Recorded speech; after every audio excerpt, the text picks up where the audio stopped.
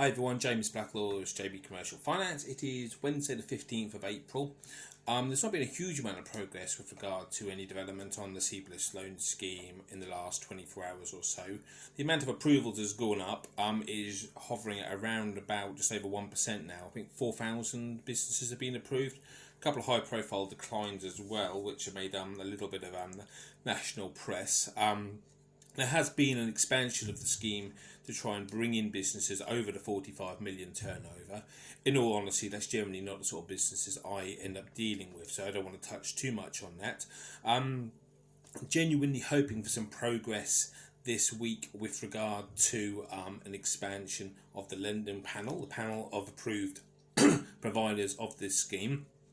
That would make a massive difference for all of us, especially us guys here in the brokerage community who could produce a fearsome amount of applications, I would suggest, very, very quickly. So the banks are still struggling to get the money out the door. One bank manager told me earlier this week, or Tuesday it was, yesterday, that this scheme was effectively being used in the same way the old Enterprise Finance Guarantee Scheme was, which is something I said about 3.5 weeks ago now, what would happen, and it exactly is what's happening. It is seen very much as a we'll exhaust every option and then we'll apply for this scheme.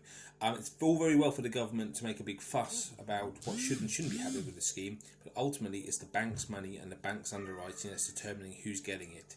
So that seems to be a bit of a sticking point for the moment. A lot of bank bashing going on at the moment. Some of it's fair, some of it's not fair. There's a lot of blame to give out with regard to the scheme, how it's been rolled out, and certainly not all with the banks. But we'll see how it goes, and I will obviously, as always, keep you all updated. Thanks a lot, guys. Take care. Bye.